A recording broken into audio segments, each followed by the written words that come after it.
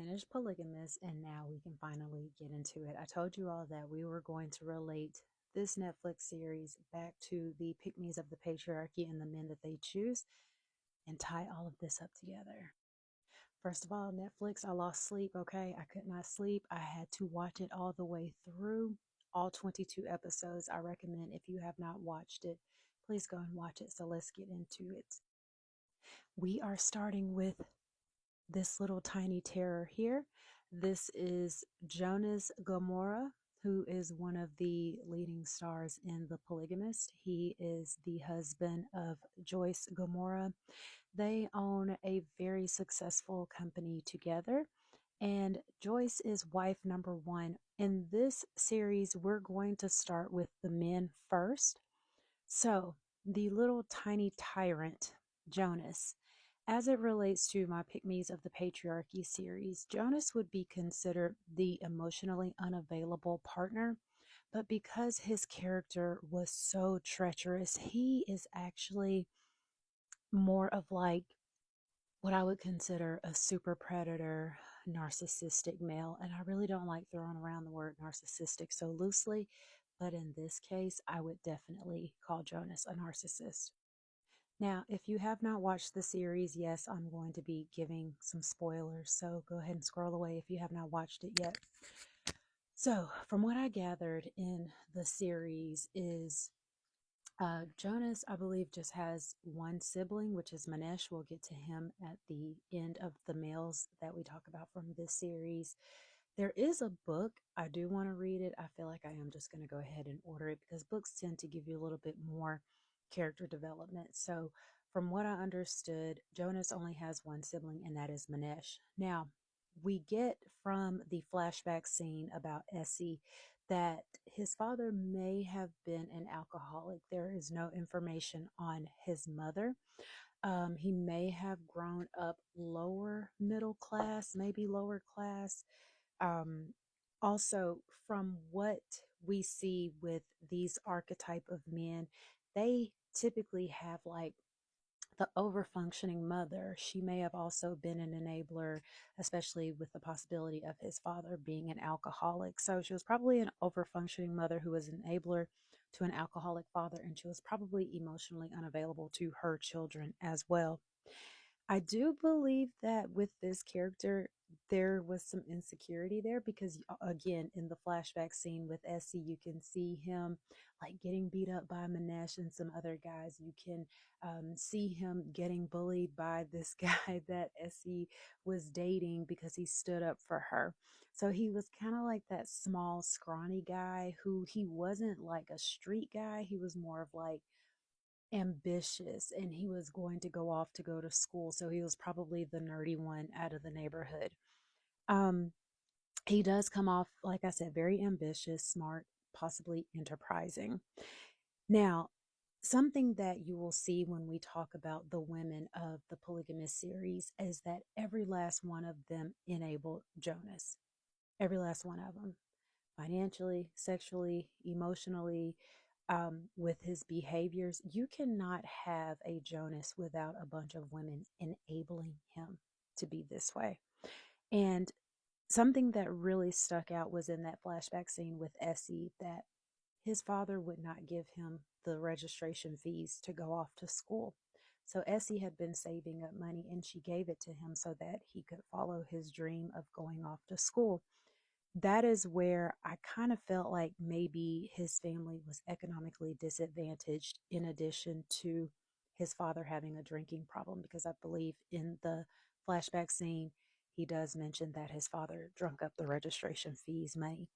Now, I am of the belief that when parents do not provide for their sons, they will find women that are more than willing to do the work for them. You find that these guys, they may be ambitious, they have big dreams, but their parents don't finance it. So they will typically find a woman that is more than willing to finance their dreams. Essie mothered him. She took care of him like a mom. She defended him. She paid his way. She covered up for him. She nurtured him like she was his mother. Joyce's family, They gave him his first opportunity, his big break. They probably saw the ambition in him. They saw, okay, this kid is going places. He's single, my daughter's single. They can build together. Now, let's talk about Jonas and his family life.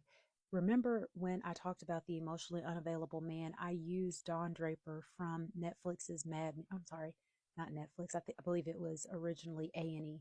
But John Draper and Jonas are very similar in the way that both of these men came from disadvantaged backgrounds. The moment that they got money, power, success, status, they became insufferable. Very, very charming, but they were very insufferable once you were married to them, had children with them, were living with them. They were just tyrants, okay?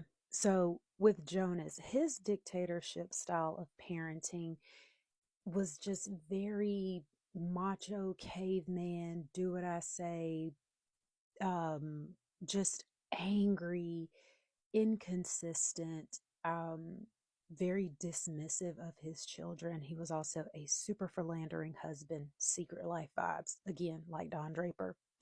The scene that I think stood out the most to me was when his daughter, Mupume, I'm saying her name wrong, was trying to share with him by reading a letter of how all of the things that he had put their family through, how it was affecting her. And he starts turning up the TV so that he could drown out her voice. And then when that did not work, he turns off the TV, goes to sit on the sofa, and he just never acknowledges her. And she leaves the letter sitting there, and he just never acknowledges her. There are so many times throughout this series that he is a dismissive parent. Sarah saw it quite a bit as the many times that he dismissed her. Now, with Jonas, he has a lot of that money, power, status equaling control going on. So he understands that weaponizing his ability to provide is extremely useful. And with archetype of men like this, everyone can be bought, silenced, or controlled.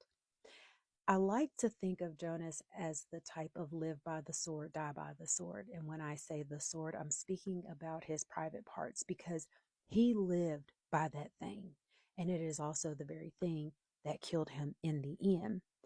His insatiable, sex addicted ways was a part of his downfall. He was entitled, he lacked accountability, and he was highly manipulative. He was also, like I said, an emotionally unavailable father, but he demanded the highest level of respect while being extremely disrespectful to everyone in his home. Now, his sexual deviancy was just absolutely disgusting throughout this series. So, the one that stuck out the most to me was wanting sex immediately after Matipa had given birth, and then going so far as to demanding oral from her in front of her mother while her mother was napping on the couch, sleeping with his daughter's friend, contracting gonorrhea but not taking the medication and then spreading the disease, having children outside of his marriage, sleeping with anyone, which led him to the HIV diagnosis. And then also him and Manesh sharing Matipa. I mean, Manesh had her first, and then Jonas ended up with her. Now, the downfall. So, as we all know, he did die from HIV, and he just lost everything due to his lack of discipline. I believe he was definitely mentally ill, extremely image obsessed. And lastly, about Jonas, the crazy part is in the dialogue with his son at the end, and his son saying, I don't know how you had all of these women. And he actually finally admits that was the worst decision that he could have made, to have three wives. So that is my read on Jonas. I hated him, and that just means the actor did a fantastic job portraying Jonas. I will say, as a woman, the type of women that they are typically with are the patriarchal pick me women, and we'll talk about that when we move on to the ladies of the Polygamist. So get in the comments, tell me what you think, and we'll move on next to Manish.